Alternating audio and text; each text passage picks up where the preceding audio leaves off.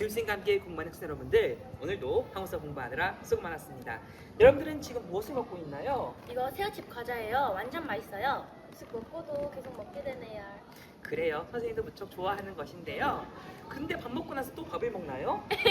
그게 무슨 말씀이에요? 새우칩이 밥이라고요? 그렇습니다. 새우칩은 인도네시아에서 쿠루푹이라 부르는 음식입니다. 밥에 곁들이는 반찬이죠. 우와, 신기해요. 그러면 크로폭도 한번 먹어보고 싶어요. 좋아요. 그러면 선생님이 직접 쿠루푹이 어떤 음식인지 맛보러 새우칩의 원조 인도네시아로 출발합니다. 지우쌤과 함께하는 역사문화 탐방. 세계 최대의 섬나라인 아름다운 인도네시아로 지금부터 출발합니다. 아요! 아요!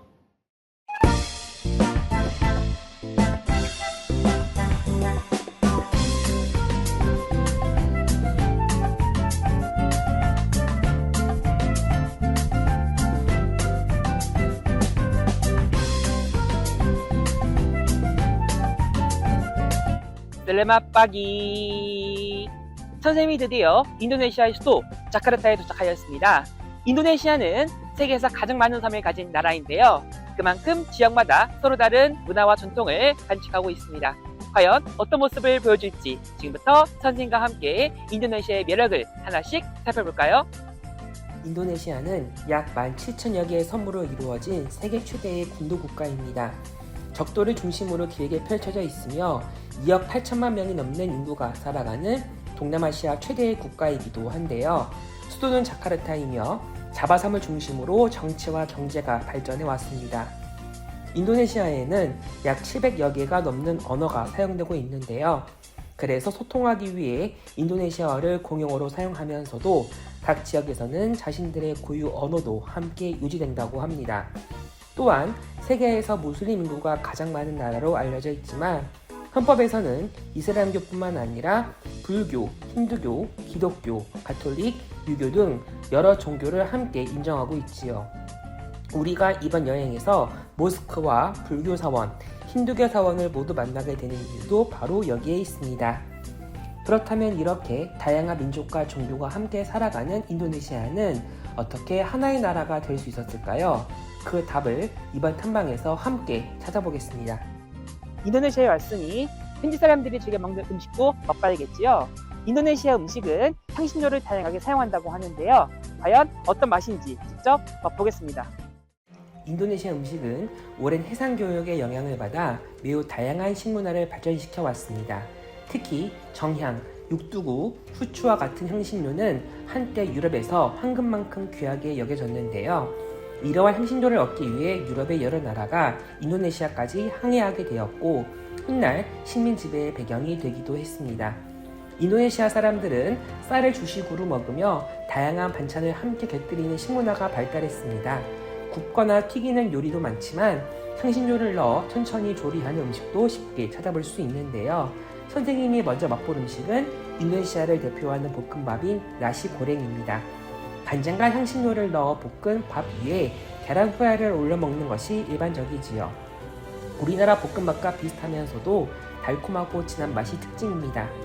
함께 나오는 쿠루푹은 새우나 생선 반죽을 튀겨 만든 과자인데요.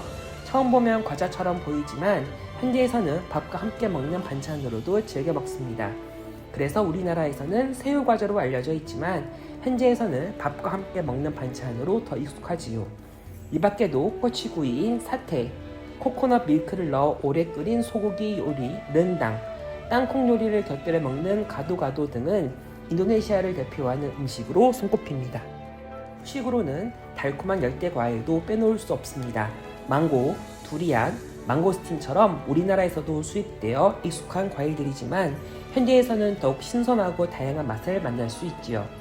음료도 인도네시아의 열대 기후와 잘 어울리는 것들이 많습니다. 상큼한 오렌지 주스인 에스제룩부터 영 코코넛, 라임 소다 목테일까지 다양한 음료를 맛볼 수 있지요. 그리고 인도네시아를 대표하는 특별한 커피는 루아 커피입니다. 커피 열매를 먹은 아시아 야자사양 고양이의 배설물에서 씨앗을 수거해 가공하는 독특한 방식으로 만들어지는데요. 생산량이 많지 않아 희소성이 높고 독특한 생산 과정과 풍미 때문에 세계적으로도 특별한 커피로 알려져 있습니다. 여러분들도 먹고 싶지 않나요? 셀레만 마깐!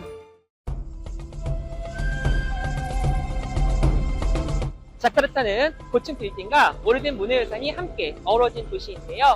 과연 자카르타에는 어떤 역사가 숨어 있을까요? 자카르타는 인도네시아의 정치, 경제, 문화의 중심지입니다.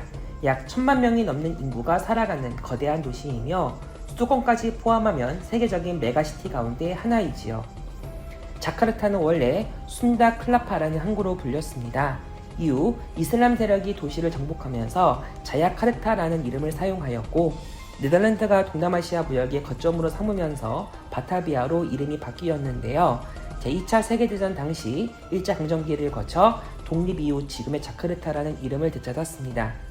선생님이 둘러보는 구시가지에는 지금도 네덜란드 식민지 시대의 건물이 남아 있습니다. 유럽풍 건물과 인도네시아 전통 문화가 함께 어우러진 풍경은 인도네시아의 굴곡진 역사를 보여주는 듯 합니다. 그렇다면 이러한 인도네시아는 언제부터 세계적인 주목을 받기 시작했을까요?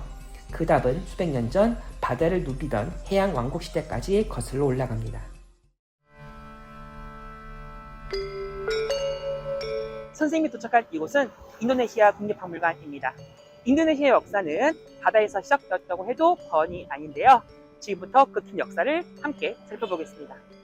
인도네시아는 예로부터 인도양과 태평양을 연결하는 바닷길의 중심이었습니다. 중국과 인도, 중동을 잇는 바닷길의 중심이었기에 국제교역이 크게 발달하였는데요. 7세기 무렵에는 수마트라를 중심으로 스리위자야 왕국이 성장하여 해상무역을 장악합니다. 불교를 적극적으로 받아들인 스리위자야는 국제적인 불교 중심지이기도 했습니다. 이후 중부 자바에서는 스타일랜드라 왕조가 등장하는데요. 세계 최대 규모의 불교 서원 보로부두르를 건립하여 불교 문화를 꽃피웠습니다. 반면 산자야 왕조는 힌두교를 바탕으로 프람바난 사원을 세웠는데요. 불교와 힌두교 문화가 함께 발전한 모습은 오늘날 인도네시아의 다양성을 이해하는 중요한 단서가 됩니다. 13세기 말에는 자바 동부에서 마자파잇 왕국이 성립합니다. 원나라 쿠빌라이 칸의 원정을 물리친 뒤 성장한 마자파잇은 말레이 반도와 인도네시아 대부분의 섬을 아우르는 거대한 해양 왕국으로 발전하였는데요. 그렇다면 유럽 여러 나라들은 왜 이곳을 차지하려 했을까요? 바로 후추, 정량, 육두구, 계피 같은 향신료 때문이었습니다. 당시 유럽에서는 이러한 향신료가 매우 귀한 무역품이었고, 이를 얻기 위해 대항해 시대가 본격적으로 시작됩니다. 인도네시아의 근현대사는 자유를 되찾기 위한 긴 여정이었습니다. 오늘날 인도네시아는 어떻게 하나의 나라가 되었을까요? 16세기 이후 포르투갈과 네덜란드는 향신료 무역을 장악하기 위해 인도네시아로 진출했습니다. 특히 네덜란드는 네덜란드 동인도 회사를 설립하여 무역을 독점하며, 이후 네덜란드령 동인도 체제가 자리 잡으면서 약 300년 동안 식민 지배를 받게 됩니다. 이러한 식민 지배 속에서 인도네시아의 민족의식도 성장하기 시작하는데요. 특히 카르티니는 여성 교육을 위해 학교를 세우며 사회의 변화를 이끌었고, 부디 우토모는 1908년 결성되어 교육과 계몽을 통한 민족운동을 전개했습니다. 이처럼 교육과 계몽에서 시작된 움직임은 점차 인도네시아의 독립운동으로 발전해 나가게 되지요. 이후 태평양 전쟁 당시에는 일본이 인도네시아를 점령합니다. 일본은 석유와 식량 등 자원을 수탈하고 많은 사람들을 강제 노역에 동원하며 큰 희생을 남겼는데요. 1945년 일본이 패망하자 민족 지도자 수카르노는 독립을 선언합니다. 그러나 네덜란드는 다시 식민 지배를 시도하였고, 인도네시아는 약 4년간의 독립전쟁 끝에 국제사회로부터 독립을 인정받게 되지요. 이후 초대 대통령이 된 수카르노는 반둥에서 열린 아시아 아프리카 회의를 개최하며 비동맹 운동의 출발점이 되는 중요한 역할을 하였습니다. 독립 이후 인도네시아는 수카르노의 권위주의 체제와 수사르토의 신질서 체제를 거치며 산업화를 추진했고, 이후 민주화를 이루며 오늘에 이르고 있습니다. 다양한 민족과 종교가 함께 살아가는 인도네시아가 앞으로 어떤 미래를 만들어 갈지 기대해 보겠습니다. 선생님은 자카르타 감비르역에서 기차를 타고 수라바야로 출발합니다. 지우쌤과 함께하는 인도네시아 역사문화 탐방 4편에서는 자바 동부와 요격카르타의 아름다운 문화유산을 함께 살펴보겠습니다. 수라바야에서 만나요. 다다.